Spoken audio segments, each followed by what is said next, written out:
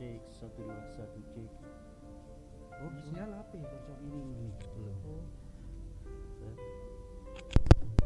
Cek 121 cek cek. Seperti rusa yang haus, rindu aliran sungaimu.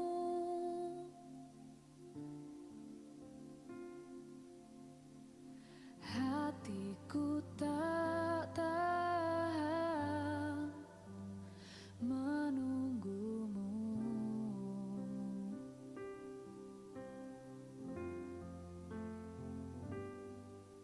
Bagai tanah gersang menanti datangnya hujan.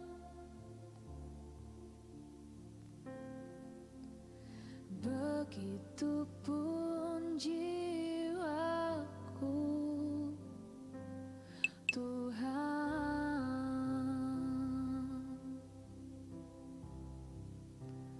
Hanya Engkau pribadi yang mengenal hatiku. Tiada yang tersembunyi bagimu, seluruh isi hatiku Kau tahu.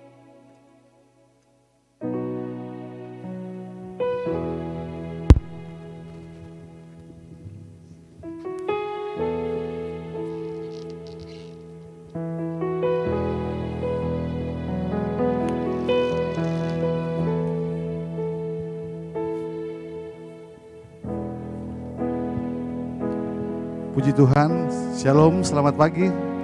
Sekali lagi shalom. Puji Tuhan, saya percaya kita orang-orang yang diberkati Tuhan, amin. Orang yang diberkati Tuhan pasti tergambar dari wajahnya, ada sukacita, amin. Mungkin banyak persoalan yang dihadapi, banyak tantangan, tapi kita percaya dalam Tuhan ada pertolongan, ada jalan keluar, amin. Puji Tuhan. Sebab itu pada pagi hari ini, sebelum kita masuk dalam ibadah kita akan berdoa, kita serahkan jalan ibadah kita, biar Tuhan memimpin setiap jalan ibadah kita pada pagi hari ini.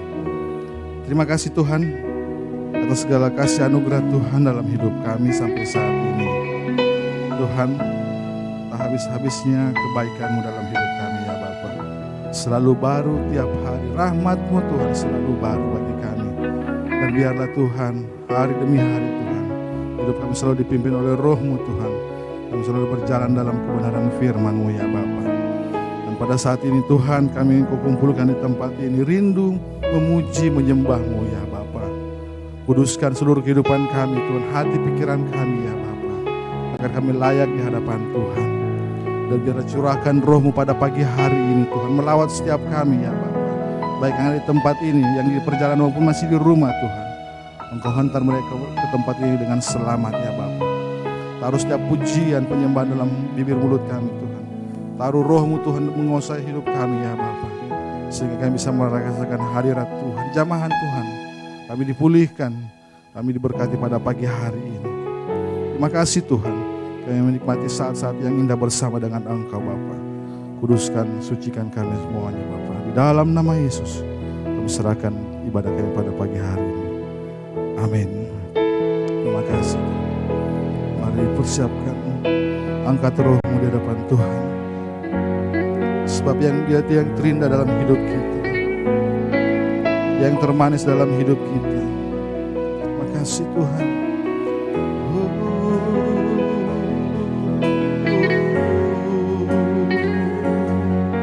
Oh Tuhan.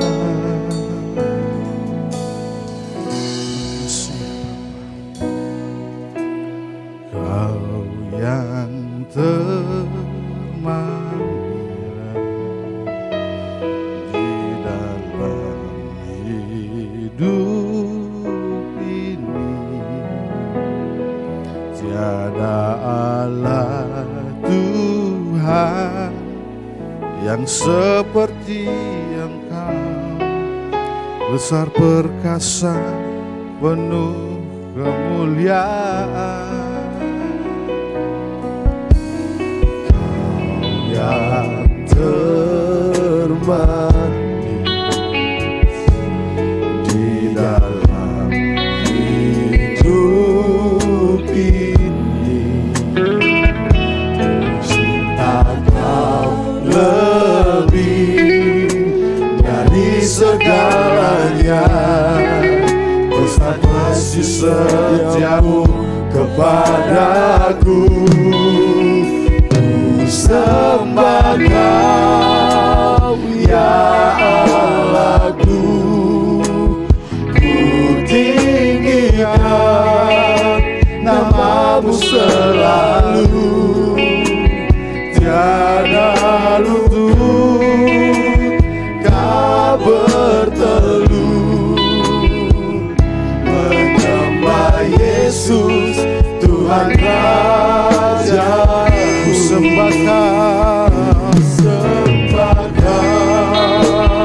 ya Allahku, amin. Ku tinggikan namamu selalu.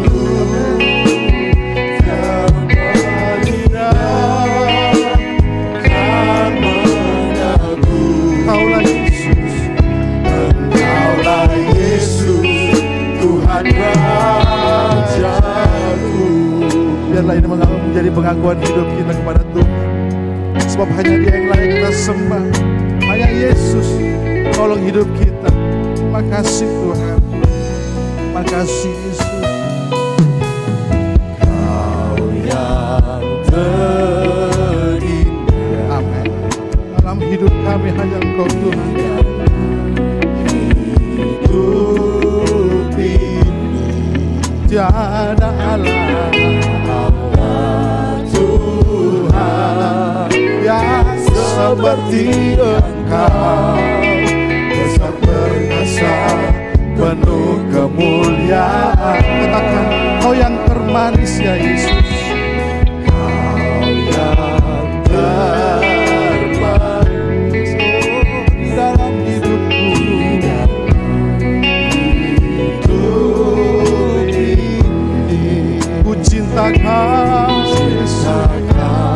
lebih dari segalanya, besar kasih setiamu kepadaku. Ku sembah Kau ya Allahku, ku tinggikan namamu selalu. Semua lutut tak bertelut, menyembahmu, menyembah Yesus Tuhan Raja. Ku sembah Kau, sembah Kau ya Allahku, ku tinggikan namamu selalu. Katakan, semua lidah kan mengaku, oh Kaulah Yesus Tuhan Rajaku, Kaulah Yesus Tuhan Raja. Ku sembah Kau, sembah Kau ya aku, ku tinggikan namamu selalu. Tiada lutut tak bertelut, menyembah Yesus Tuhan. Dengan kesembuhan hati kita katakan, ku sembah Kau, sembah Kau. Kau melihat setiap hati yang terangkat di hadapan Tuhan. Oh Tuhan, yang meninggikan namamu di tempat ini, namamu selalu. Sebab semua lidah akan mengaku, Bapa. Lidah kan mengaku,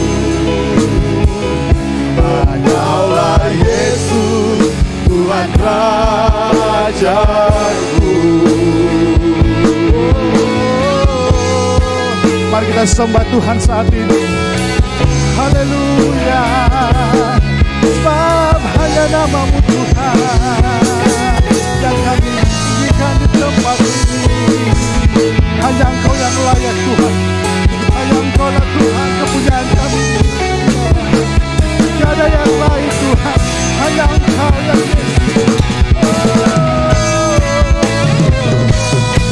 Engkau mengenal setiap hati kami Tuhan. Engkau mengenal Tuhan setiap di dalam kami ya Bapa. Terima kasih Tuhan. Kami sembah Kau Tuhan. Kami angkat hati kami Tuhan. Menyembah-Mu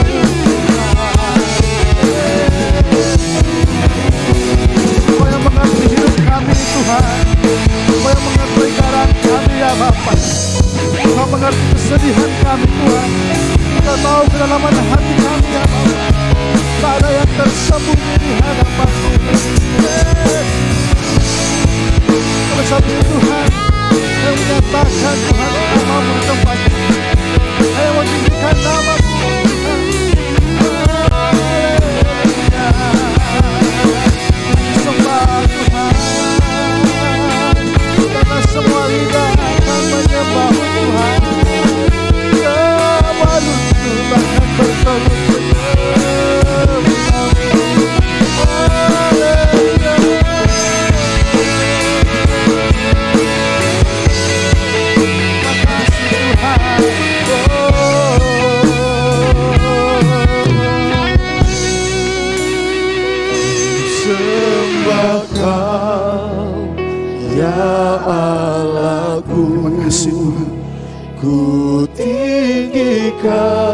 tinggikan nama-Mu di tempat ini selalu.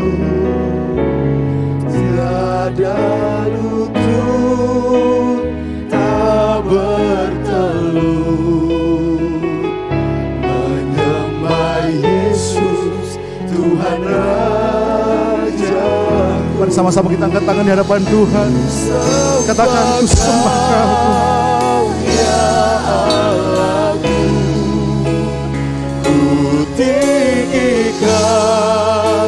Nama-Mu selalu. Rasakan hadirat Tuhan. Kan mengaku Engkaulah Yesus. Mari saya undang kita bangkit berdiri semua.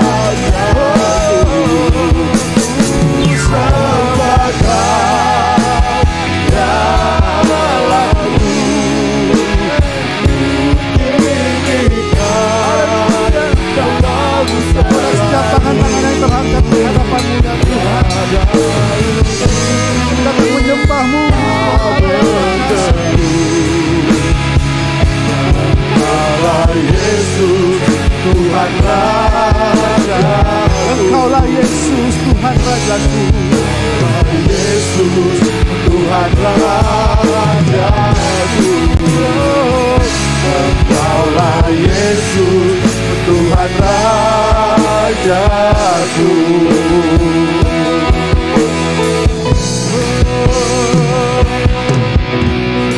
Indah Kau Tuhan. Amin. Penuh kasih dan sayang. Yes, haleluya. Kau tempat penghiburan bagi setiap hati yang terluka. Katakan dengan iman-Mu, sungguh indah Kau Tuhan. Sungguh indah Kau Tuhan. Amin. Dia mengerti setiap hati kita. Menara perlindungan. Kau menalah perlindungan kami ya Yesus.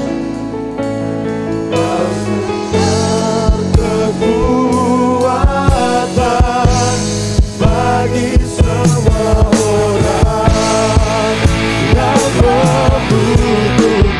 Dengan kesungguhan hati kita, angkat hati di hadapan Tuhan dan kita katakan, sungguh indah. Sungguh indah Kau Tuhan. Penuh kasih dan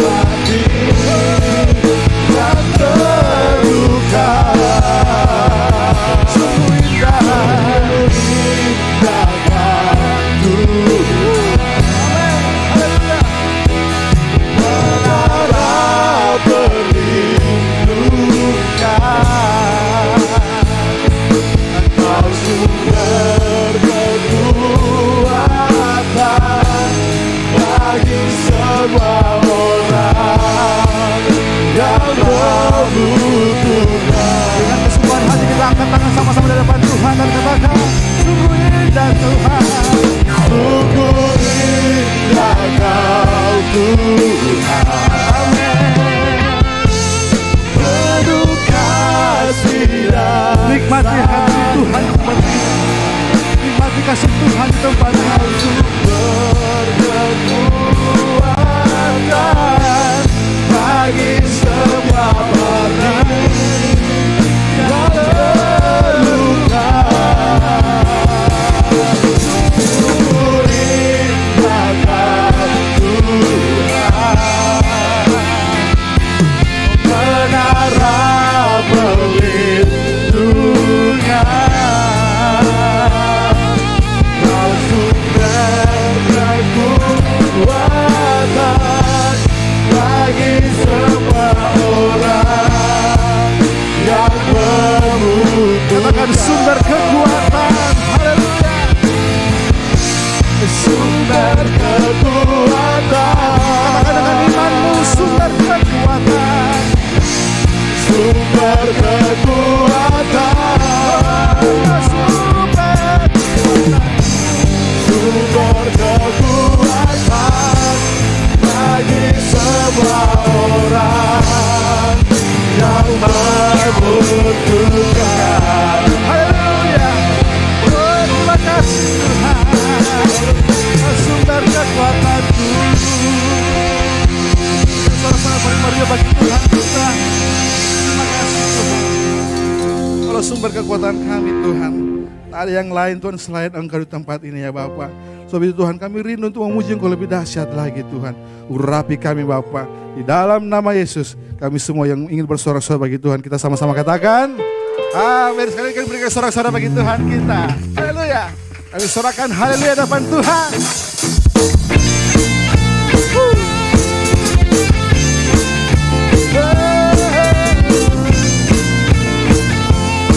Yesus, Kau kekuatan di hidup kami. Yesus, Kau kekuatan di hidupku. Takkan gentar langkahku. Takkan gentar langkahku. Ku angkat tanganku di saat ku jatuh. Kaulah sumber kuat Tuhan. Kaulah sumber kuatku. Katakan lembah yang gelap. Lembah yang gelap kan ku lewati. Sebab Engkau sertaku. Dengan imanku ku diselamatkan oleh kuasa Yesusku.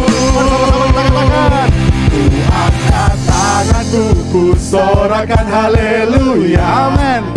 Namamu berkuasa, surga bumi. Surga bumi nyatakan amin. Ku angkat tanganku, nyatakan Kau hebat. Amin. Allah yang perkasa, berkuasa selamanya. Oh, oh, oh, yeah.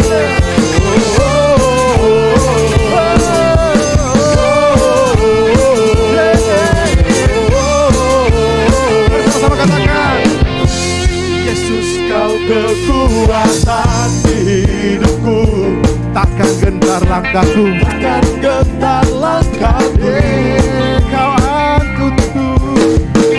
Kau angkat tanganku di saat ku jatuh. Katakan kalau sumber kuatku Tuhan. Kaulah sumber kuatku. Lembah yang gelap. Lembah yang gelap kan ku lewati. Sebab Engkau sertaku. Sebab Engkau sertaku. Dengan imanku. Dengan imanku ku diselamatkan. Amin. Oleh siapa saudara? Oleh kuasa Yesusku. Sama-sama kita katakan dalam Tuhan. Tanganku ku sorakan haleluya. Namamu berkuasa. Surga bumi. Surga bumi nyatakan. Angkat tanganku. Angkat tanganku nyatakan Kau hebat. Yes, amin. Allah yang perkasa, berkuasa selamanya. Oh, oh, oh. Mari sama-sama katakan. Oh, oh, oh. Sekali lagi.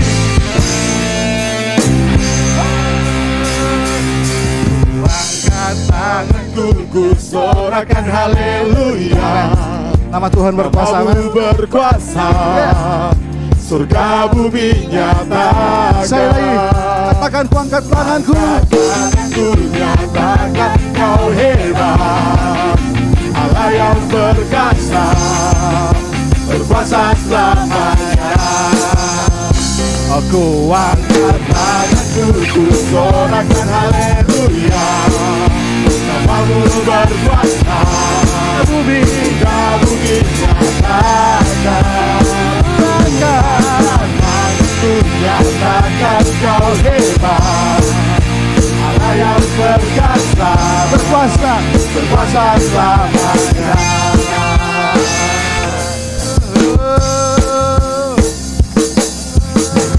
Haleluya. Biar musuh memuji Tuhan. Angkat tanganku, ku sorakan haleluya. Namamu berkuasa, surga buminya. Katakan sekali lagi, ku angkat tanganku. Ku angkat tanganku, kau sorakan haleluya. Allah yang berkuasa, berkuasa selamanya. Ku sorakan haleluya. Namamu berkuasa, berkuasa, surga bumi nyatakan. Ku nyatakan kau hebat, Allah yang berkuasa, berkuasa selamanya.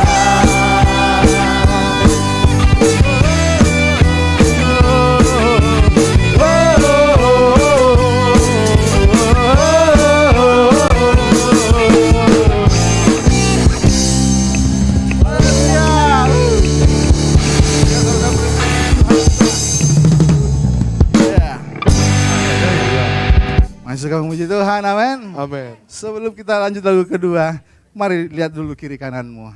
Apakah dia tersenyum atau tidak? Haleluya. Katakan Tuhan Yesus memberkatimu. Haleluya.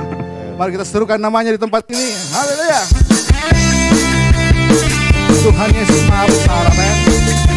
Dan Tuhan yang Maha Kuasa.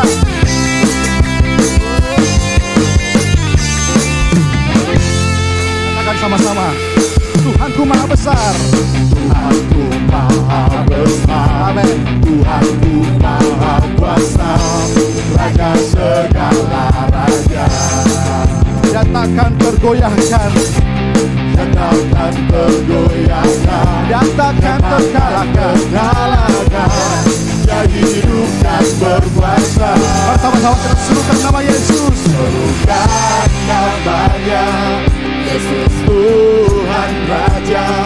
Segala kuasa tunduk dalam namanya. Dia apa saudara?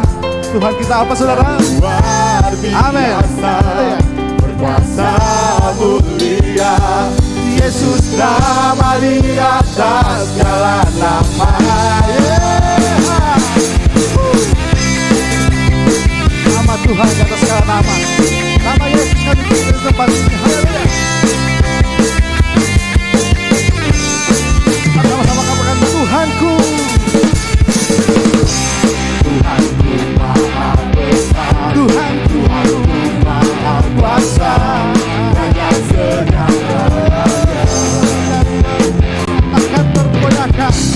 Nyatakan tergoyahkan, nyatakan terkalahkan.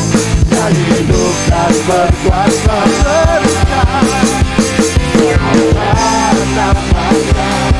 Yesus Tuhan Raja, segala kuasa tunduk dalam namanya. Dengan imanmu katakan dia luar biasa. Luar biasa, berkuasa mulia. Yesus nama di atas segala nama. Haleluya. Apapun persoalan hidup kita, apapun yang kita hadapi, kita katakan Yesus ada luar biasa, amin. Sebut namanya, nama yang perkasa atas segala nama. Haleluya.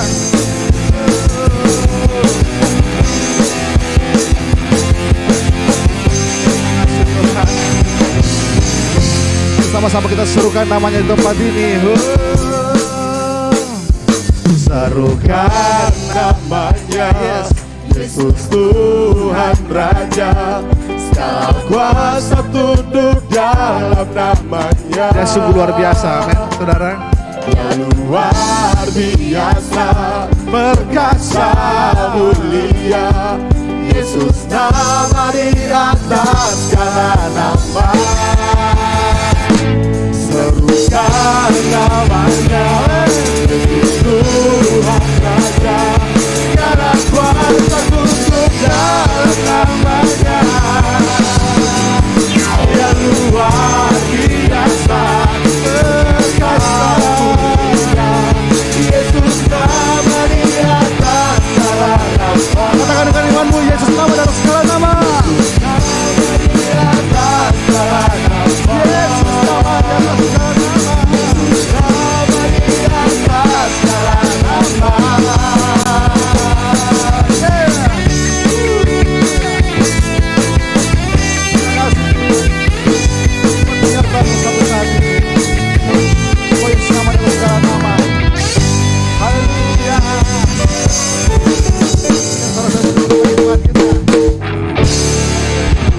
Capek saudara? Haleluya. Tuhan pasti memberkati kita, men. Puji Tuhan, silakan duduk kembali Bapak Ibu. Terima kasih Tuhan, sebab nama yang kami tinggikan di tempat ini ya Bapak. Engkau Yesus yang memegang erat tangan kami ya Bapak. Karena kami hidup hanya karena anugerah-Mu ya Yesus. Engkau alasan kami hidup Tuhan. Engkau yang memberkati hidup kami ya Bapak. Terima kasih Tuhan Yesus.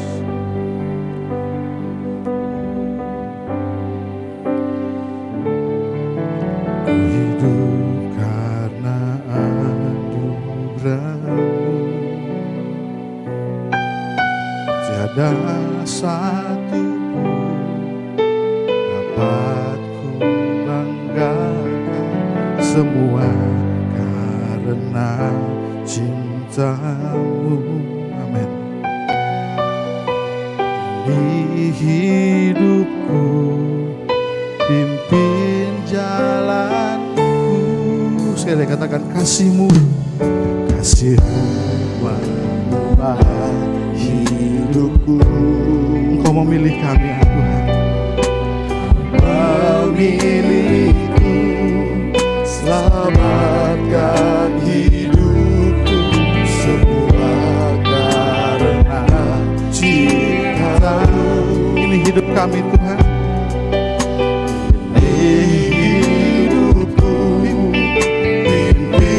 Jalanku, mari sama-sama kita katakan di hadapan Tuhan. Yesus pegang erat tanganku, ku tak dapat hidup di luar kasih-Mu. Bapa, jangan tinggalkan aku.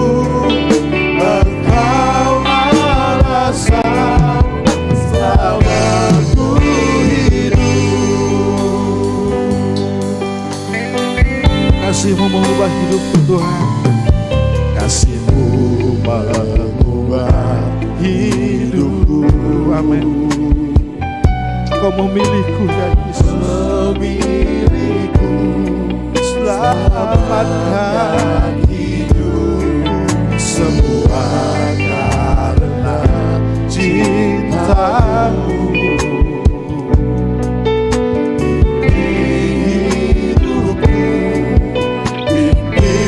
Jalanku, Yesus pegang erat tanganku, ku tak dapat hidup di luar kasih-Mu. Bapa, jangan tinggalkan aku. Engkau alasan selamatku hidup. Saya rindu biar jemaat Tuhan yang naikkan pujian ini. Katakan sama-sama, ku hidup karena anugerah-Mu Tuhan.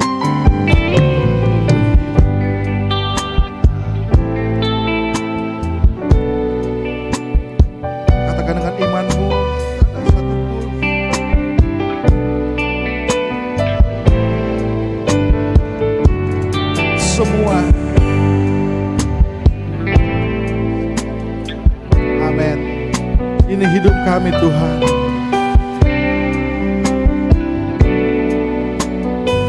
Mari sama-sama kita katakan, Yesus pegang erat tanganku.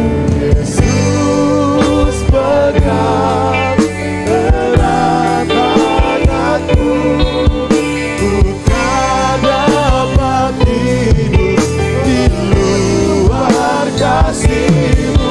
Bapa, jangan tinggalkan aku, Engkau alasan selamatku hidup. Saya undang semua jemaat bangkit berdiri. Kita katakan sama-sama di hadapan Tuhan Yesus. Yesus pegang erat tanganku, ku tak dapat hidup di luar kasih-Mu.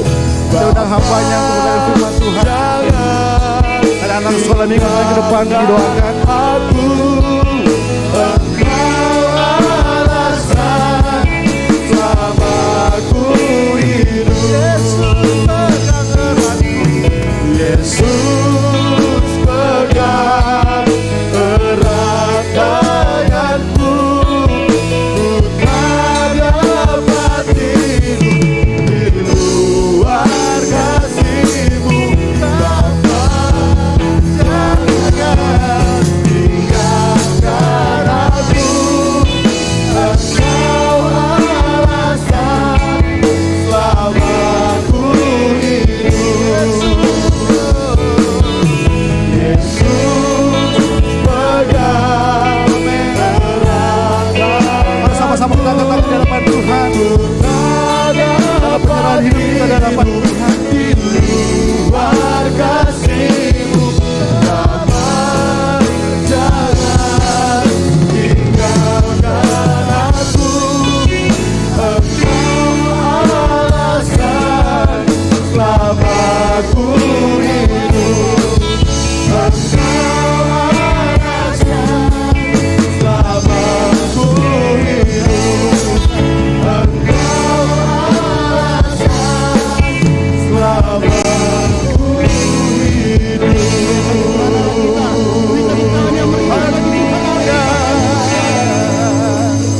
Haleluya, haleluya, haleluya.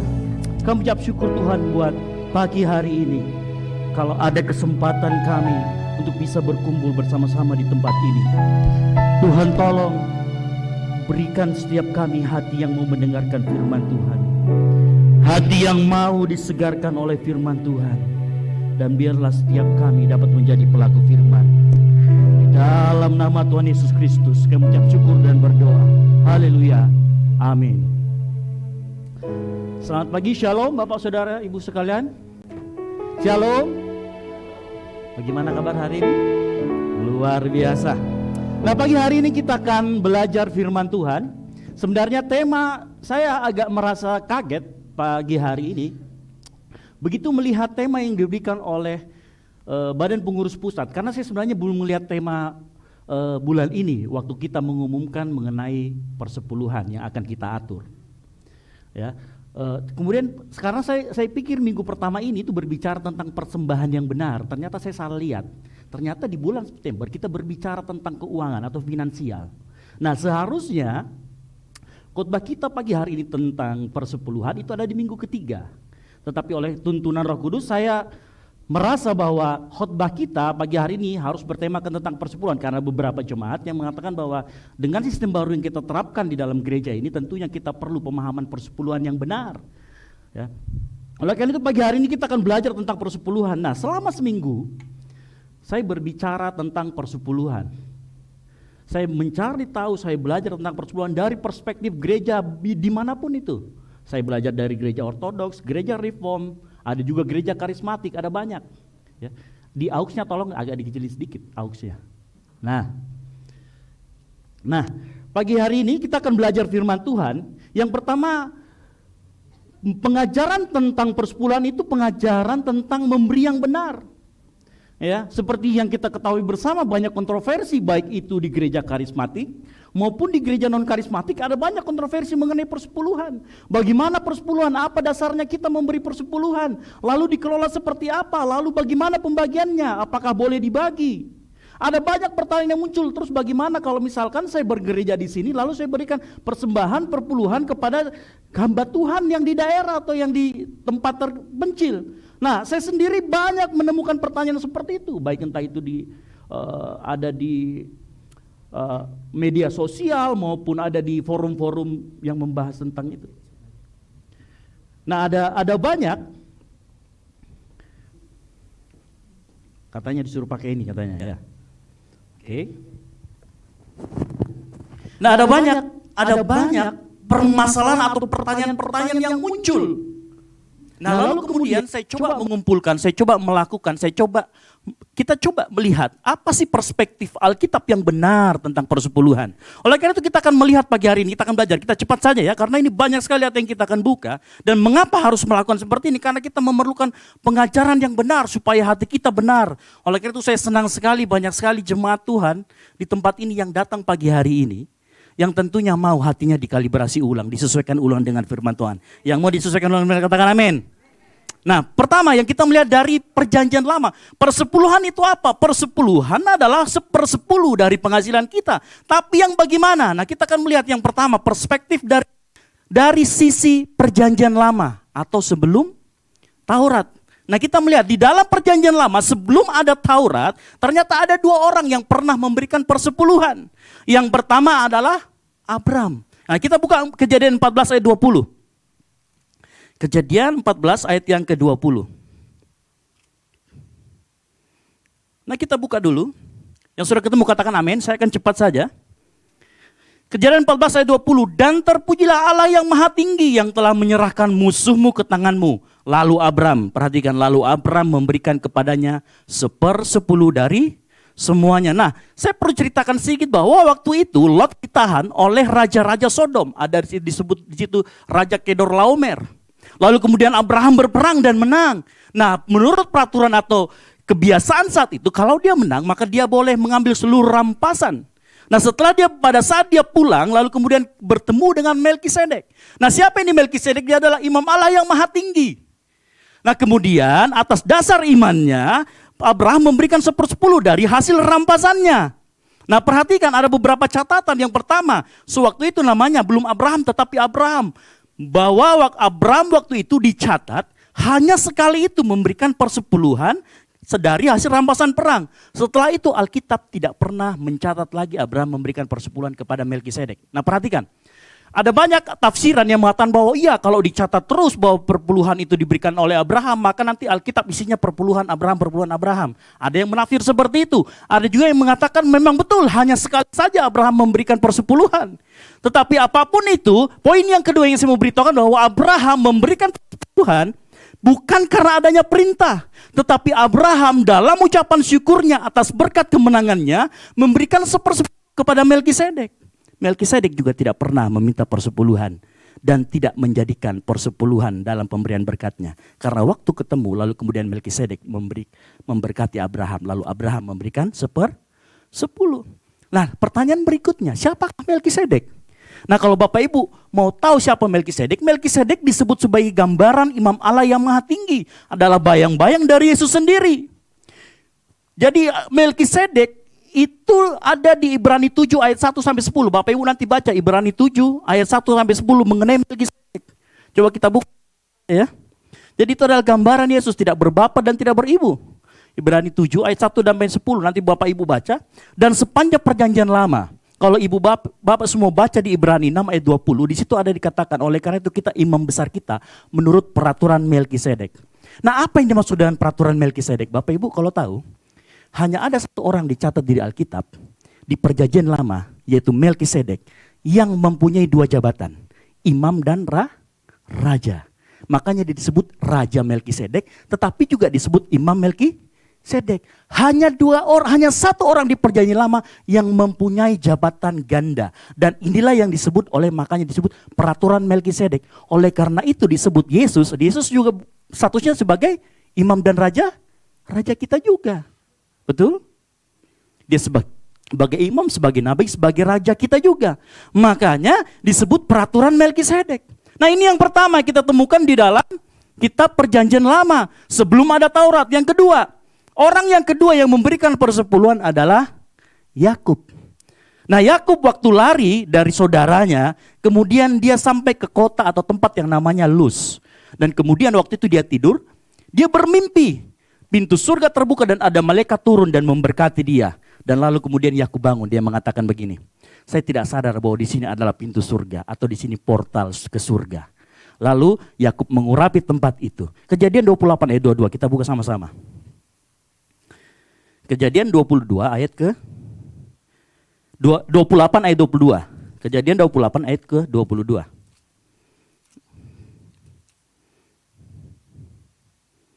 Nah perhatikan, kemudian Yakub mendirikan batu lalu diurapi dan perhatikan kata Yakub, dan batu yang kudirikan sebagai tugu ini akan menjadi rumah Allah. Dari segala sesuatu yang engkau berikan kepadaku akan kupersembahkan 1/10 kepadamu. Tapi perhatikan, di ayat ke yang 20, perhatikan apa kata Yakub. Yakub ngomong begini, lalu bernasarlah Yakub, jika Allah menyertai aku dan melindungi aku. Nah perhatikan, gambaran Yakub sebenarnya mental Yakub adalah mental yang mau memberikan 1/10 tetapi dengan persyaratan.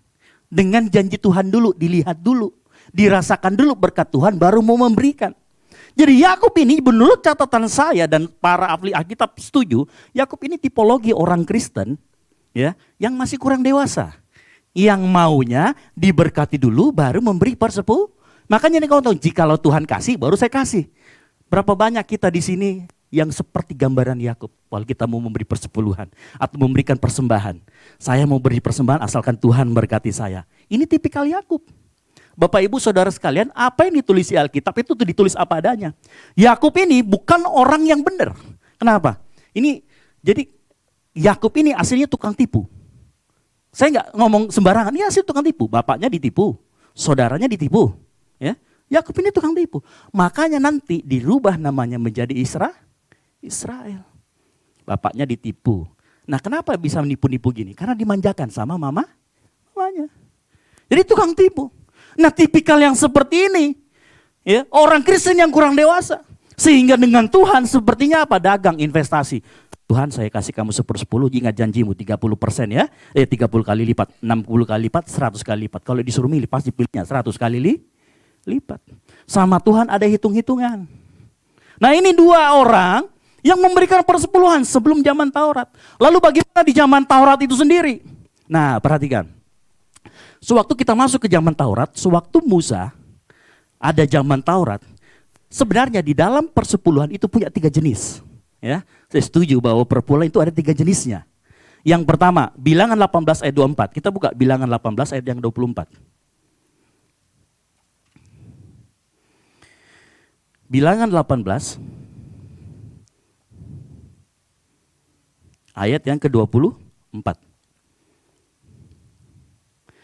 Nah perhatikan, Bilangan 18 ayat 24 saya akan bacakan. Sebab persembahan persepuluhan yang dipersembahkan kepada orang Israel kepada Tuhan sebagai persembahan khusus, perhatikan, kuberikan kepada orang Lewi sebagai mulut pusakanya. Itulah sebabnya aku telah berfirman tentang mereka. Mereka tidak akan mendapat milik pusaka di tengah-tengah orang Israel. Bilangan 18 ayat 26 dicatat lagi haruslah engkau berbicara kepada orang Lewi dan berkata kepada mereka, apabila kamu menerima dari pihak orang Israel persembahan persepuluhan yang kuberikan kepadamu dari pihak mereka sebagai milik pusakamu, maka haruslah kamu mempersembahkan sebagian daripadanya sebagai persembahan khusus kepada Tuhan, yaitu persembahan persepuluhan dari persembahan persepuluhan itu. Jadi begini Bapak Ibu, waktu pembagian tanah suku Israel itu ada 12. Tetapi hitungannya ya si Yusuf itu jadi 2 bagian. Efraim dan Manasye. Sehingga waktu itu orang Lewi tidak mendapatkan tanah.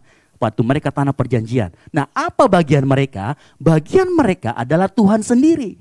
Sehingga pada saat itu orang Lewi itu tidak mendapatkan tanah atau warisan dari Tuhan, sehingga disebutkan apa? Dia akan mendapatkan atau menikmati dari persembahan persepuluhan. Nah, pada saat orang Lewi menerima persembahan persepuluhan, dia harus memotong lagi. Jadi orang Lewi memberikan 1/10 lagi dari 1/10 tadi kepada imam. Ini persepuluhan yang pertama yang dicatat di dalam Taurat. Ini yang pertama. Jadi persepuluhan untuk kaum Lewi dan imam. Ada yang kedua, persepuluhan yang kedua. Bilangan 14 ayat 22 sampai ke 26. Bilangan 14. Bilangan 14 ayat ke-22 sampai 26.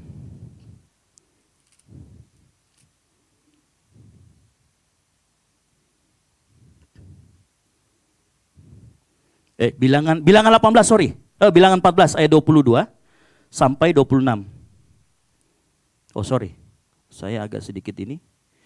Harusnya betul ini bilangan 14.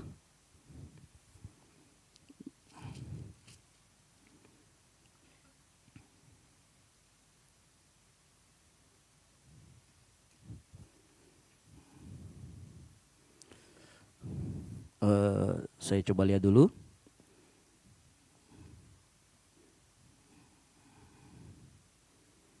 Bilangan 14 ayat 22.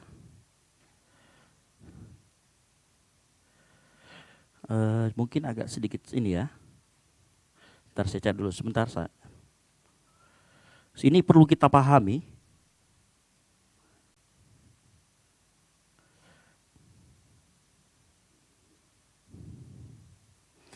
Sorry, bilangan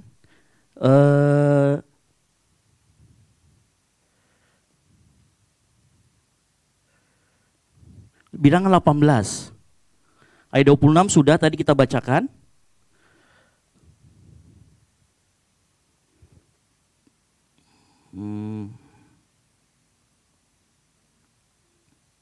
Tunggu sebentar, saya ada catatan saya. Ada sedikit. Ulangan 14, sorry, ulangan 14. Ulangan 14 ayat 20 sampai 26.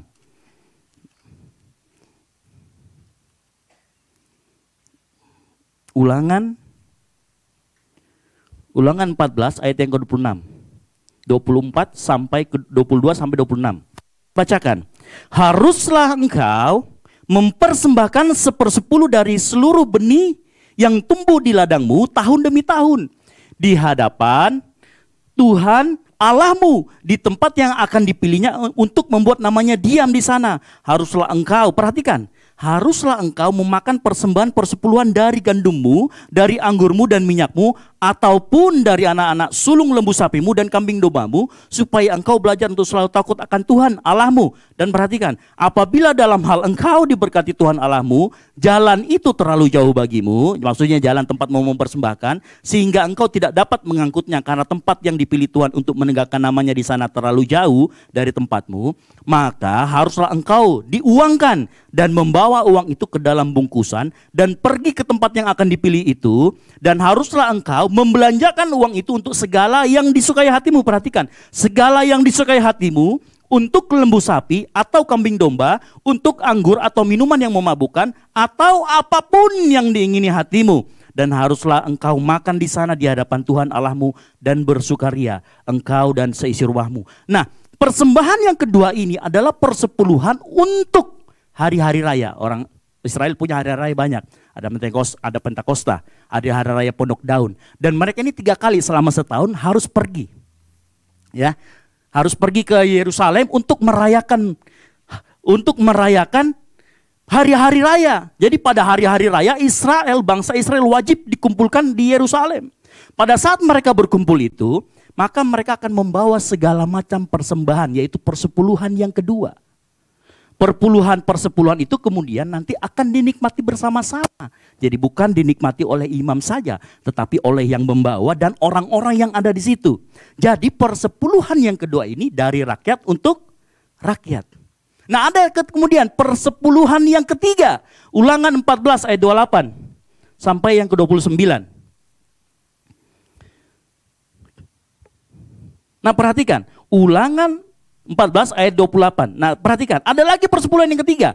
Pada akhir tahun, perhatikan, pada akhir 3 tahun, engkau harus mengeluarkan segala persembahan persepuluhan dari hasil tanahmu dalam tahun itu dan menaruhnya dalam kotamu. Perhatikan, maka orang Lewi karena ia tidak mendapat bagian milik pusaka bersama-sama dengan engkau dan orang asing, anak yatim dan janda. Perhatikan ya, orang asing, anak yatim dan janda yang ada di tempatmu akan datang makan dan menjadi kenyang, supaya Tuhan Allahmu memberkati engkau di dalam segala usahamu. Nah, ini persepuluhan yang ketiga setiap 3 tahunan.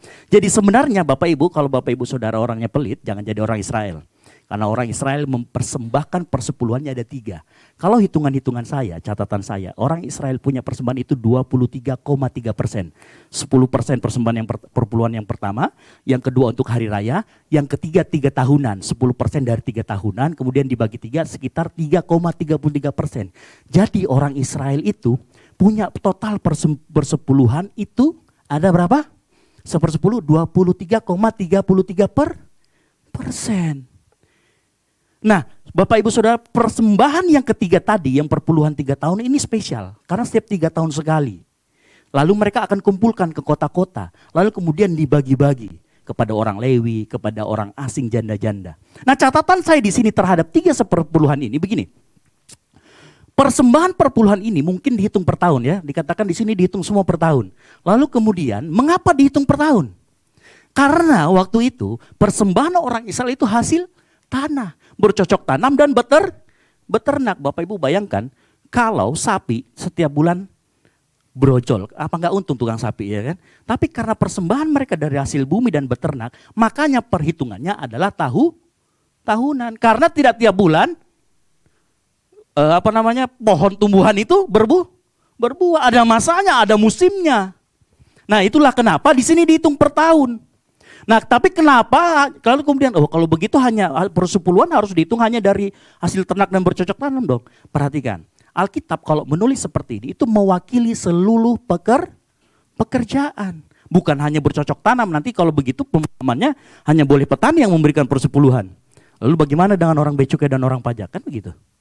Ya kan? Masa nggak kasih perpuluhan? Kasih perpuluhan juga. Ya. Nah, kenapa tadi hitungannya per tahun? Karena itu bercocok tanam. Ya. Makanya konteksnya adalah pekerjaan yang ada saat itu sehingga hanya mewakili dari seluruh pekerjaan bangsa Israel.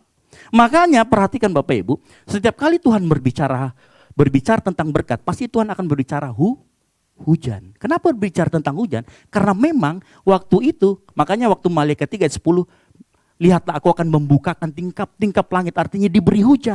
Makanya orang Kristen kalau hujan senang, hujan berkat. Karena itu dari bangsa Israel.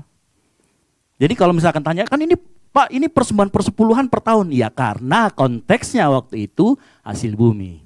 Ya, jadi tidak harus. Lalu kemudian dari mana Pak dasarnya bahwa ternyata bangsa Israel memberikan bukan hanya petani, pekerjaan-pekerjaan lain juga memberikan. Bapak Ibu kalau baca Lukas 18 ayat 12, di situ ada seorang Farisi dan orang pemungut cukai. Lukas 18 ayat 12. Dia ngomong begini orang Farisi. Aku berpuasa 2 kali seminggu. Aku memberikan 1/10 dari segala penghasilanku. Jadi ternyata orang Israel bukan hanya yang bercocok tanam, tetapi seluruh pekerjaan termasuk orang Farisi memberikan 1/10. Jadi persepuluhan bukan hanya berbicara tentang yang bercocok tanam, tetapi seluruhnya. Catatan kedua, perhatikan, persepuluhan tidak hanya dinikmati oleh imam dan orang Lewi saja, tetapi dinikmati oleh seluruh bangsa Israel, termasuk di dalamnya orang asing, anak yatim, janda-janda atau orang yang membutuhkan. Sehingga persepuluhan tidak melulu dinikmati oleh segelintir orang Lewi ataupun imam. Nah, di sini apa prinsip yang Tuhan mau berikan kepada bangsa Israel? Prinsip keadilan sosial dan pemerataan. Sehingga umat Tuhan semuanya bisa menikmati sesuai porsinya masing-masing. Ini catatan kedua. Catatan ketiga, jika dihitung dengan kasar, maka per orang memberikan 1/10 itu adalah 23,3% dari seluruh penghasilannya. Ya. Yang catatan yang keempat, perhatikan. Persepuluhan zaman itu tidak pernah diberikan pribadi atau dipungut sendiri. Ya, 2 Tawarik 31 ayat 12 sampai 14. Ya, persepuluhan tidak pernah dipungut pribadi. 2 Tawarik 31 ayat 12 sampai 14. Tidak oleh satu orang, tetapi dibawa ke rumah perbendaharaan atau ke bait Allah. Ada tim sendiri. 2 Tawarik 31 ayat 12. Perhatikan. Dan dengan setia mereka membawa segala persembahan khusus, persembahan persepuluhan, dan persembahan kudus itu ke sana. Konanya, seorang Lewi mengawasi semuanya. Perhatikan, dia nggak sendiri. Ada siapa? Simei saudaranya adalah orang kedua. Yehesiel, Azaya, Nahat, Asael, Yerimot, Yozabat, Eliel, Ismakia, Yismakia, Mahat dan Benaya adalah penilik di bawah Konaya dan Simei saudaranya itu. Mereka membentuk suatu tim. Ya, perhatikan, tidak pernah dipungut sendiri. Nehemia 10 ayat 38 juga berkata demikian. Saya akan bacakan Nehemia 10 ayat 38. Seorang imam anak Harun akan menyertai orang Lewi itu bila mereka memungut persembahan persepuluhan, dan orang Lewi itu akan membawa persembahan persepuluhan daripada persembahan persepuluhan itu ke rumah Allah kami, ke bilik-bilik rumah perbendaharaan. Perhatikan, persepuluhan tidak pernah diberikan pribadi, tetapi ada tim yang mengelola, ada tim yang mengawasi. Prinsip apa yang Tuhan mau perlihatkan sama kita? Akuntabilitas, keterbukaan, sehingga nanti persepuluhan ini dapat dinikmati oleh semua. Nah, pertanyaan berikutnya, ini kita masih berbicara tentang perspektif persepuluhan dari perjanjian lama, yaitu sebelum Taurat dan sesudah Taurat. Pertanyaan berikutnya, apakah hukum persepuluhan ini masih berlaku buat kita? Ya, karena hukum Taurat itu memang dikhususkan hanya buat orang Israel. Betul? Efesus 2 ayat 15 kita buka. Efesus 2.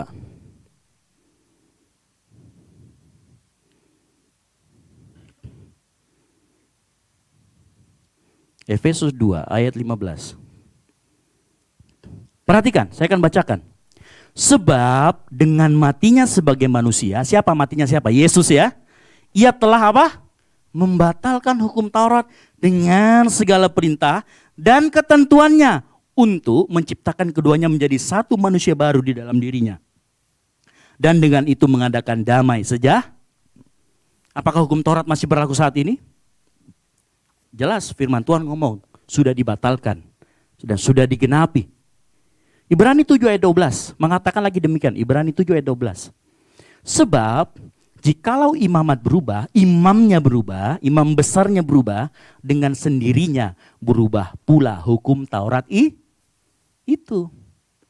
Saudara perhatikan, sebab jikalau imamat berubah, dengan sendirinya akan berubah pula hukum Taurat itu. Nah perhatikan, kapan era perjanjian lama dan perjanjian baru? Era perjanjian lama itu dimulai pada saat tirai terbelah menjadi 2. Saat itu mulai ke belakang itu adalah era perjanjian baru. Dan yang ke belakang adalah era perjanjian lama. Ingat, perjanjian lama imam besarnya adalah Imam Harun dan orang-orang Lewi. Sementara pada saat perjanjian baru imam besarnya adalah Yesus sendiri. Nah ini kita harus pahami. Ya. Nah saya mau katakan begini. Apakah betul telah dibatalkan semuanya? Nah, para ahli tafsir sepakat bahwa hukum Taurat itu, walaupun tidak ada Alkitab, tetapi para ahli tafsir ya, ada Matthew Henry, ada banyak ahli tafsir termasuk gereja-gereja timur, itu menganggap bahwa hukum Taurat itu terbagi ada 3. Yang pertama hukum sivil, yang kedua hukum seremonial, yang ketiga hukum moral. Nah, hukum sipil itu apa? Hukum sipil itu zaman Yesus sudah tidak berlaku lagi. Kenapa hukum sipil tidak berlaku? Karena dijajah sama bangsa Romawi. Sehingga waktu itu hukum sipil itu tunduk kepada hukum yang menjajah dia. Contoh Yohanes 8 ayat 1 sampai 9. Waktu ada perempuan berzina dibawa kepada Yesus, Yesus menghukum tidak? Tidak menghukum. Kenapa? Karena Yesus tahu ada hukum. Orang Israel sedang dijajah. Harusnya kalau tidak ada yang menjajah, orang itu sudah dilempari batu. Tetapi perhatikan, hukum sipil pada zaman Yesus pun tidak berlaku lagi, tidak diterapkan seringkali. Tetapi kadang juga diterapkan. Buktinya apa? Kematian Yesus di kayu salib itu karena hukum sipil. Dianggap menghujat Allah. Ya. Tetapi dia tunduk kepada yang menjajah. Yang kedua, hukum seremonial. Hukum seremonial ini apa? Hukum yang berkaitan dengan korban persembahan, dengan ibadah. Misalkan waktu itu kalau misalkan korban penebus dosa harus memotong binatang ternak, apa semua dengan dipercikan darah segala macam. Nah, ini adalah hukum seremonial. Nah, hukum seremonial ini pernah dilanggar oleh murid Tuhan Yesus. Ya, kejadiannya itu ada di dalam Matius 12 ayat 1 sampai ke 8. Matius 12 ayat 1 sampai 8 ceritanya gini. Waktu itu murid Yesus masuk ke ladang gandum, kemudian dipetik bulir gandum. Kebetulan hari itu hari Sabat. Lalu orang Farisi mencari kesalahan Yesus. Muridmu itu kerja hari Sabat, dia melanggar hukum Taurat. Nah, ini hukum seremonial. Lalu Yesus ngomong, tidakkah kamu tahu bahwa waktu Daud pulang dari berperang, dia orang-orangnya kelaparan. Lalu kemudian dijumpai imam, dia bilang, bolehkah kami makan roti persembahan yang dipersembahkan itu? Harusnya kan gak boleh, tetapi akhirnya diberikan kepada Daud. Nah, hukum seremonial ini yang kedua, ini boleh dilanggar dengan kondisi tertentu. Nah, hukum yang ketiga, hukum moral. Hukum ini lebih terkait kepada 10 perintah yang kemudian Yesus merangkumnya menjadi 2 perintah utama. Apa itu? Markus 12 ayat 29 sampai 31. Hukum yang terutama ialah apa? Kasihilah Tuhan Allah dengan segenap hatimu dan segenap jiwamu dan dengan segenap budimu. Dan hukum yang kedua ialah kasihilah sesamamu manusia seperti dirimu sendiri. Tidak ada hukum lain yang lebih utama daripada kedua hukum. Ini adalah hukum moral yang dijawantahkan dengan 10 hukum. 4 hukum untuk Tuhan, 6 hukum buat hubungan kita dengan manusia. Makanya salib tandanya begini Bapak Ibu Saudara sekalian ya. Karena di atas hubungan kita dengan Tuhan, lalu kemudian samping hubungan kita dengan manusia. Ya, kalau tetangga kita hablum minallah, hablum minannas. Kan begitu. Nah, tapi kalau kita mengakui juga itu.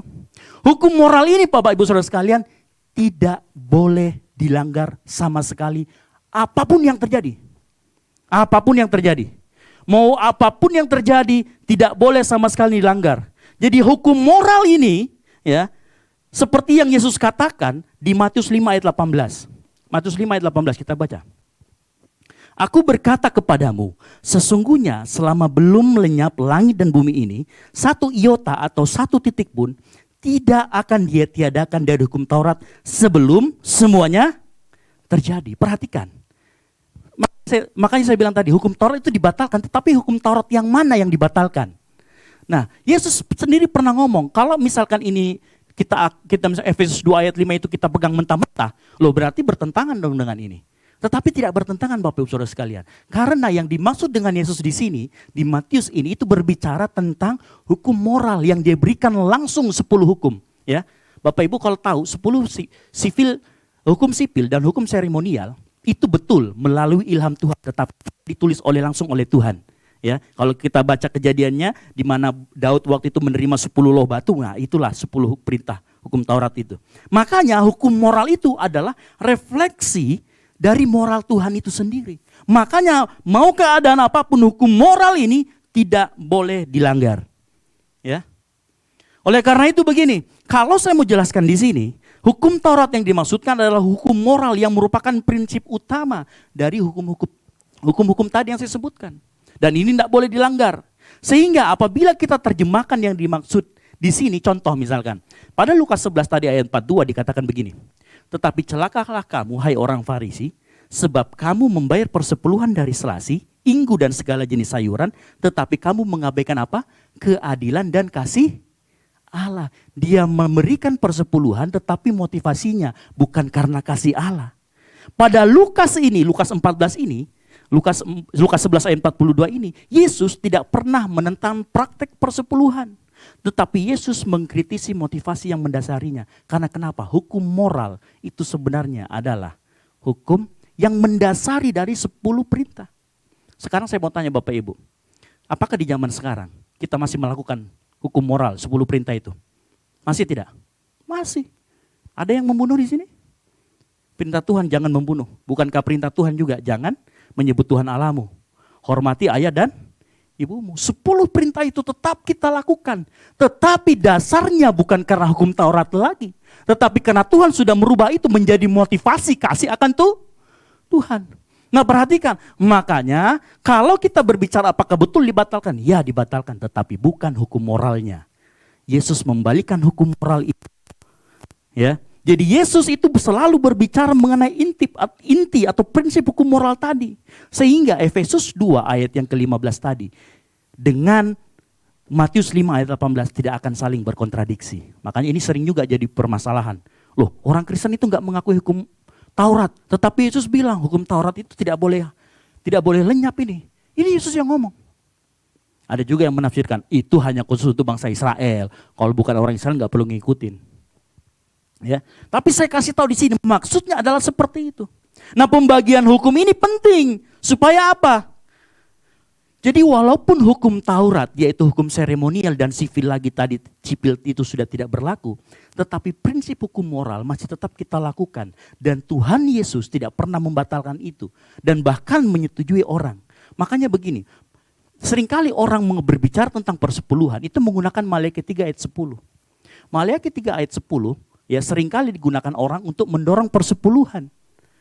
Ya, mendorong untuk tidak memberikan. Jadi gini, wah Maleakhi 3:10 itu perjanjian lama, jangan dipakai lagi. Ada yang orang yang ngomong begitu, betul? Nah, sebaliknya juga, saya tidak akan menggunakan ayat itu untuk menakut-nakuti. Karena sebenarnya prinsip hukum moral itu, motivasi yang benar seperti keadilan, kasih, kesetiaan, itu tetap berlaku. Artinya, kita melakukan 10 prinsip hukum Taurat itu bukan karena kita mau selamat, amin. Tetapi karena kita cinta akan Tuhan. Tuhan Yesus memperbaiki motivasi kita. Ya, makanya dikatakan di situ tetap harus melakukan prinsip Taurat, yaitu apa? Keadilan dan kasih kepada Allah karena cinta Tuhan. Jadi kita melakukan prinsip hukum Taurat yang tadi karena dasar kita adalah cinta akan Tuhan. Bukan lagi karena takut dihukum oleh hukuman hukum Taurat. Artinya kita melakukan bukan karena kita takut dihukum. Tetapi karena cinta Tuhan, karena ada buah pertobatan. Makanya saat ada buah pertobatan itu, kita sedang melakukan hal yang sama dengan prinsip hukum Taurat tadi. Bukankah kalau kita sudah bertobat terima Tuhan baru, kita harus menghormati orang tua kita? Bukankah itu yang sama dengan prinsip hukum Taurat? Bukankah saat kita hidup ada buah pertobatan, kemudian kita tidak melakukan kejahatan, kita tidak mencuri, kita tidak bersaksi dusta, tidak berbohong. Bukankah itu buah dari pertobatan? Jadi secara tidak langsung kita tetap melakukan hukum moral itu sendiri. Ya. Bukankah semua juga janji Allah, Bapak Ibu? Alkitab ini janji Allah. Dari perjanjian lama sampai perjanjian baru, janji itu pasti digenapin. Dan janji itu ada di perjanjian lama maupun perjanjian baru tetap berlaku bagi kita. Apanya yang berlaku? Prinsipnya. Intinya tetap berlaku. Makanya kalau ada yang bilang, oh hukum perjanjian lama, betul. Tetapi bukan, intinya tetap kita lakukan. Ya. Nah, lalu kemudian pertanyaan berikutnya. Bagaimana dengan perjanjian baru? Bisakah gereja Tuhan menerapkan persepuluhan di zaman perjanjian baru? Jawaban saya, dan nanti saya akan jelaskan, berdasarkan apa Alkitab. Perjanjian baru mengatakan bahwa persepuluhan harus dan bisa dilakukan. Perhatikan, perjanjian baru mengatakan harus dan bisa. Artinya begini, penerapan persepuluhan tidak boleh didasari atas hukum Taurat, atas takut. Makanya saya nggak mau pakai ayat Maleakhi 3 ayat 10 untuk takut-takutin. Kalau Anda tidak memberikan persepuluhan, binatang pelahap akan memakan hartamu. Kamu akan kacau, kamu akan tidak. Tetapi prinsip tidak boleh didasari oleh hukum Taurat. Jangan sekali-sekali melakukan persepuluhan, memberikan persepuluhan dengan mentalitas hukum Taurat. Memberi untuk melakukan kewajiban agama atau takut dihukum. Tetapi harus berdasar atas cinta kepada Tuhan. Pemberian persepuluhan karena sadar dan mengerti semua adalah milik Tuhan. Dan cinta akan Tuhan. Katakan amin. Persepuluhan harus diberikan karena rasa bersyukur atas berkat Tuhan. Bukan karena takut hukuman. Seperti orang yang bertransaksi. Jadilah model orang Kristen seperti Abraham. Yang karena menang, karena bersyukur memberi 1/10 kepada Melkisedek. Jangan jadi seperti model Yakub yang bertransaksi. Kalau engkau berkati, saya kasih. Enggak, ya udah enggak. Nah, kita model yang mana? Ya. Lalu kemudian begini. Jadi pemberian persepuluhan itu konsepnya, inti dasarnya sama seperti zaman perjanjian lama. Kita ambil inti sarinya. Lalu bagaimana pertanyaannya, petunjuk praktisnya? Bukankah semua kita cinta akan Tuhan? Bukankah kita harus memberi? Lalu bagaimana prinsip praktisnya? Ada enggak di Alkitab tertulis? 1 Korintus 9, kita buka. 1 Korintus 9 ayat 13 sampai 14. 1 Korintus 9 ayat 13 sampai 14. Perhatikan baik-baik. Tidak tahukah kamu bahwa mereka yang melayani dalam tempat kudus mendapat penghidupannya dari tempat kudus itu? dan bahwa mereka yang melayani mezbah mendapat bagian mereka dari mezbah itu. Berikutnya, lanjut ayat 14. Perhatikan kata demikian pula Tuhan telah menetapkan. Demikian pula Tuhan telah menetapkan bahwa mereka yang memberitakan Injil harus hidup dari pemberitaan Injil tersebut. Nah, ini dasarnya. Mengapa saya katakan ini dasarnya? Paulus mengerti.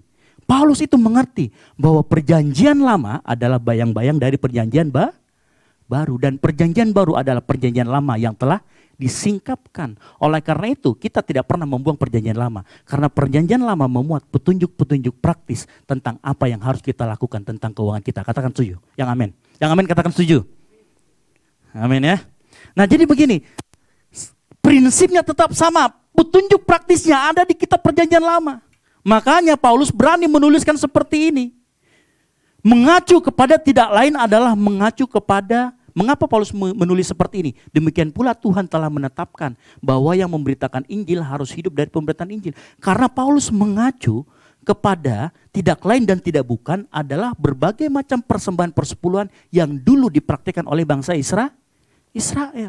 Oleh karena itu saya katakan persepuluhan itu tetap ada dan harus dan ada. Ya. Tetapi perhatikan dasarnya adalah keadilan dan kasih kepada Allah. Bukan karena takut dihukum atau melakukan kewajiban agama. Oleh karena itu Yesus dalam suatu kali dia memberikan perumpamaan tentang orang Farisi dan pemungut cukai. Dia memberi penekanan bahwa tetap harus dilakukan dengan motivasi benar. Lukas 11 ayat 42. Kita buka lagi. Sehingga Yesus mengembalikan inti dari persepuluhan itu kepada motivasi yang benar. Lukas 11 ayat 42 ngomong begini. Celakalah kamu hai orang-orang Farisi. Sebab kamu membayar persepuluhan dari selasi, inggu dan segala jenis sayuran.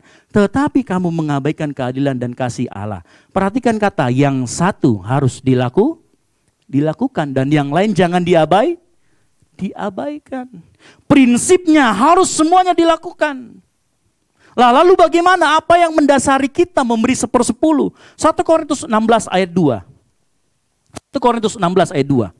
Saya akan bacakan. Pada hari pertama dari tiap-tiap minggu, hendaklah kamu masing-masing, ada garisnya, sesuai dengan apa yang kamu peroleh, menyisihkan sesuatu dan menyimpannya di rumah, supaya jangan pengumpulan itu baru diadakan kalau aku datang. 1 Korintus 16 ayat yang kedua. 1 Korintus 16 ya. 1 Korintus 16 ayat yang kedua. Nah, perhatikan. Ada kata di situ sesuai dengan apa yang kamu peroleh. Ini artinya proporsional. Kalau kita mengacu ke proporsional, Paulus tidak mungkin sembarangan mengacu proporsional itu apa? Pasti di angka 10%. Lalu kemudian ada yang bertanya, lalu kenapa Pak harus 10%? Itu adalah angka minimal. Kenapa saya katakan begini? Bapak Ibu, kalau yang Alkitab tuliskan itu adalah petunjuk praktis, pasti ada sebabnya. Menurut kebijaksanaan Tuhan, Tuhan memberikan angka 1/10. Entah itu mungkin orang bilang, oh itu angka kesempurnaan, boleh. Tetapi saya yakin dan percaya, tidak mungkin Tuhan sembarangan memberikan angka 10% itu dengan asal-asalan. Dan Tuhan tidak mungkin memberikan kepada, misalkan gini, ya udah cuma Tuhan silakan memberi saja terserah, tidak. Ada kebijaksanaan Tuhan, mengapa Tuhan memberikan angka 10%. Ya. Jadi kita mengikuti petunjuk praktis yang kita serap dari perjanjian lama dengan dasar yang baru. Oleh karena itu Bapak Ibu perlu ingat bahwa orang yang mencintai Tuhan dengan segenap hati, dengan segenap jiwa dan segenap akal budi tidak akan pelit sama Tuhan. Katakan amin. Dan Tuhan pasti akan memberikan. Ya. Dan Tuhan pasti akan memberikan berkat-berkatnya yang melimpah untuk kita semua di tempat ini. Amin. Makanya saya mau katakan, bukan berarti tidak berlaku. Prinsipnya tetap berlaku. Oleh karena itu yang pertama Bapak Ibu ingat bahwa memberi persepuluhan itu memberi kepada Tuhan melalui gereja. Bukan memberi gereja, tetapi memberi Tuhan. Ya, mengembalikan apa yang menjadi milik Tuhan melalui gereja Tuhan. Ya, saya jelaskan begini. Ini ya, saya jelaskan sedikit. Bapak Ibu, persepuluhan, kenapa kita harus kadang kita harus berikan? Itu sebenarnya persepuluhan itu ujian. Ujian di sisi kita dan di sisi Tuhan. Apa itu ujian di sisi kita dan di sisi Tuhan? Di sisi kita, perhatikan. Persepuluhan itu berbicara tentang kejujuran. Bapak Ibu, tidak ada yang tahu penghasilan Bapak Ibu yang berapa dan saya tidak akan ngecek. Saya tidak akan tagih. Bapak ini kan kemarin dapat sekian. Kok cuma sekian? Saya nggak akan ngecek. Bapak Ibu, persepuluhan itu kembali. Hanya Bapak Ibu yang tahu, suami istri dan Tuhan. Amin. Makanya di situ dites kejujuran Anda. Apakah kita pengelola atau bendahara yang baik di hadapan Tuhan? Maliaki 3 ayat 10 bukan hanya berbicara tentang hukuman, tetapi berbicara mengenai apakah Anda dapat dipercaya oleh harta Tuhan. Kalau Tuhan berikan 10%, tanyakan dalam diri Anda, yang punya Tuhan 10. Benar nggak sih 5 juta 10%-nya itu 500? Atau dikurangi jadi 300? Bukankah itu hanya Bapak dan Ibu dan Tuhan yang tahu? Hamba Tuhan gak akan tahu. Itu adalah tes kejujuran. Makanya begini, perhatikan Bapak Ibu. Lukas 16 ayat 12.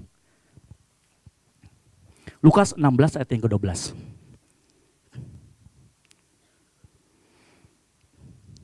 Dan jikalau kamu tidak setia dalam harta orang lain, perhatikan, dan jikalau kamu tidak setia dalam harta orang lain, siapakah yang akan menyerahkan hartamu sendiri kepadamu? Perhatikan, kalau kita diberi 100, kemudian kita nggak setia dengan harta Tuhan itu, siapa, apa yang akan menjadi harta? Nggak akan dikasih lagi. Ini berbicara tentang kepercayaan. Artinya jika kita semua adalah bendahara, jika kita mengelola harta milik Tuhan yang kita terima setiap bulannya, lalu dengan setia kita mengembalikan, maka kita akan diberikan harta kita sendiri. Maka kita akan diberkati Tuhan. Ya, ini menandakan, ini mendeklarasikan kejujuran Anda. Ya, bertanyalah pada diri sendiri, dari 100% itu ada berapa persen milik Tuhan? Saudara, ada sebuah cerita. Jadi suatu kali ada anak-anak pengemis, dia melihat dari luar, ada banyak permen lollipop. Kemudian ada seorang hamba Tuhan, pendeta, dia lihat, anak ini mau lollipop. Akhirnya sang hamba Tuhan ini masuk ke dalam, dia belikan 10 permen lollipop. Tahu lollipop ya? Yang bundar gede gitu, terus ada ininya, anak-anak kecil suka itu. Kemudian dikasih dia 10. Anak ini senang banget, buka satu dimakan. Lalu apa yang terjadi? Hamba Tuhan ini lihat, anak ini senang banget. Kemudian hamba Tuhan ini ngomong, nak, kamu bahagia banget ya? Boleh nggak Bapak minta satu? Apa yang terjadi? Anak ini bilang, enggak mau. Ini buat saya semua. Dia lari. Pertanyaannya, apakah kita kayak model anak kecil itu? Lari.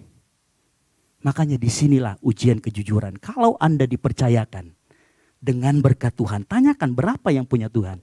Nah, kemudian di sisi Tuhan, ini tadi di sisi manusia ujian kejujuran. Sekali lagi ujian kejujuran. Di sisi Tuhan, apabila Anda dapat dipercaya dan melakukan bendahara yang baik, maka konsekuensinya, Maliaki 3 ayat 10. Apakah aku tidak akan membukakan bagimu tingkap-tingkap langit? Ini ujian buat Tuhan. Nah, tapi begini, perhatikan Bapak Ibu. Jangan sekali-sekali menjadikan ayat ini sebagai pancingan investasi atau motivasi untuk diberkati. Tetapinya harusnya ayat ini memotivasi kita untuk menjadi pengelola yang baik. Bukan untuk memotivasi kita supaya dapat berkat dengan iming-iming. Oh iya, kalau misalkan saya kasih 1 juta, janji Tuhan 30 kali lipat. Berarti bulan depan saya akan dapat 30 kali lipat. Tidak. Saya tidak mengatakan bahwa Anda pada saat memberi persepuluhan kemudian akan diberkati. Enggak, banyak juga yang tetap dalam kesusahan. Tetapi ini berbicara tentang kesetiaan juga. Ya, jangan sekali-sekali menjadikan ayat ini sebagai motivasi. Saudara, saya mau kasih tahu. Ada sebuah kejadian di Nehemia. Di Nehemia itu bercerita begini. Waktu itu mereka bangsa Israel pulang dari pembuangan. Dan mereka keadaannya sangat miskin. Nehemia 5 ayat 1 sampai 13. Nehemia 5 ayat 1 sampai 13 sudah Bapak sudah nanti baca di rumah. Bahwa di situ digambarkan orang Israel pulang dari pembuangan dan sangat melarat. Saudara perhatikan apa yang dilakukan Nehemia. Nehemia 13 ayat 10 sampai 13 dikatakan bahwa Nehemia menegur bangsa Israel. Kemudian memperbaiki kondisinya dengan apa? Mereka mengembalikan semua pada porsinya. Ya, Nehemia 13 ayat 10 sampai 13 saya katakan begini. Juga kudapati bahwa sumbangan-sumbangan bagi orang Lewi tidak pernah diberikan. Sehingga orang Lewi dan para penyanyi yang bertugas masing-masing lari ke ladangnya. Aku menyesali para penguasa, kataku. Mengapa rumah Allah dibiarkan begitu saja? Lalu kukumpulkan orang Lewi itu dan kukembalikan pada tempatnya. Perhatikan, kondisinya lagi miskin. Maka seluruh orang Yehuda membawa lagi persembahan persepuluhan daripada gandum, anggur dan minyak ke rumah perbendaraan. Sebagai pengawas-pengawas perbendaraan kuangkat Imam Selemnya dan Sadok seorang ahli kitab dan Pedaya seorang Lewi sedang Hamar dan selanjutnya terus. Saudara, ada sebuah cerita lagi nih. Saya banyak ceritanya nih. Suatu kali ada seorang hamba Tuhan. Hamba Tuhan ini hamba Tuhan di desa, miskin. Kemudian ada seorang hamba Tuhan ini pengusaha kaya. Terus dia ngomong begini, dia hubungi hamba Tuhan yang ada di desa itu. Pak, tolong atur saya dengan seluruh gereja di tempat Bapak, saya akan memberi kesaksian. Bukan khotbah, kesaksian saja. Oke Pak, diaturkan. Akhirnya memberilah, kesaksian. Nah pendeta ini kemudian waktu makan malam bersama dengan tadi penginjil yang di desa tadi, terus pendeta yang tadi adalah pengusaha, dia ngomong begini, Bapak dapat apa dari apa yang ceritakan tentang persepuluhan? Oh iya Pak, benar juga Pak. Cuman ya saya kan hidupnya seperti ini, masih kurang Pak. Jadi gimana? Lalu kemudian hamba Tuhan ini yang dari kota ngomong begini, Bapak coba 12 bulan Bapak beri persepuluhan. Saya akan jamin hidup Bapak. Kalau Bapak kekurangan, Bapak telepon saya. Senang dong hamba Tuhan yang dari desa ini. Wah, saya akan memberi. Karena kenapa? Ada jaminan dari si pendeta yang kaya ini. Akhirnya betul dia melakukan. Selama 12 bulan tak pernah kekurangan. Saudara, apa yang terjadi dengan hamba Tuhan itu? Dia gak pernah nelpon hamba Tuhan pengusaha ini. Kenapa? Dia malu. Karena kenapa dia ngomong ini? Motivasi saya, kenapa saya melakukan? Karena ada jaminan dari orang ini. Harusnya saya melakukan ini. Karena ada jaminan dari Bapa di surga yang mau menjamin. Bukankah kita juga kayak gitu ya? Kalau kita dijanjikan duluan, itu kita mau lakukan. Betul? Nah ini harus kita perhatikan. Motivasi kita apa? Makanya saya katakan tadi, jangan jadikan ayat tadi sebagai motivasi. Ya. Nah lalu bagaimana kita masuk ke petunjuk praktisnya. Saya dapat mengatakan bahwa hukum Taurat walaupun sudah tidak berlaku, tetapi bukan berarti apa yang ditunjukkan hukum Taurat tidak dapat kita jadikan sebagai acuan. Perhatikan, walaupun hukum Taurat tidak berlaku, tetapi bukan berarti tidak dapat kita jadikan acuan. Contoh, Yesus itu dibaptis, itu bukan tanda pertobatan karena Yesus nggak pernah berdosa. Yesus dibaptis kenapa? Karena dia melakukan hukum Taurat. Lalu kita pakai dibaptis selam nggak sekarang? Pakai ya. Jadi bukan berarti kalau hukum Taurat itu tidak berlaku lalu kemudian kita nggak pakai. Kita tetap dapat melakukannya sebagai acuan. Galatia 3 ayat 24. Galatia ini ada dasarnya. Galatia 3 ayat 24. Ini panjang ininya ya. Jadi hukum Taurat adalah penuntun, guiding, penuntun, tata cara, petunjuk praktis bagi kita sampai Kristus datang supaya kita dibenarkan karena iman. Petunjuk praktis Bapak Ibu, Saudara, itu sebenarnya benar. Hanya orang Israel waktu itu melakukannya karena takut, bukan dengan motivasi yang benar. Yang setuju katakan amin. Maka itu kita mau pagi hari ini belajar, kita melakukan persepuluhan dengan motivasi yang benar. Ya, makanya gini, petunjuk praktisnya seperti apa Pak? Oke, kita kan satu-satu sedikit ya. Oleh karena itu gereja kita Tuhan sekarang dapat mengadopsi atau mengambil beberapa hal sebagai penuntun praktis. Kita ambil dari perjanjian lama, kita serap, kita rubah motivasinya sesuai dengan motivasi yang Tuhan mau, kita kelola dengan baik. Ya, makanya ada penuntun praktis dalam pemberian persepuluhan. Misalkan yang pertama, tadi saya katakan ada 3 jenis persepuluhan, betul ya? Ada persepuluhan untuk imam dan orang Lewi, untuk hari-hari raya dan untuk apa yang ketiga?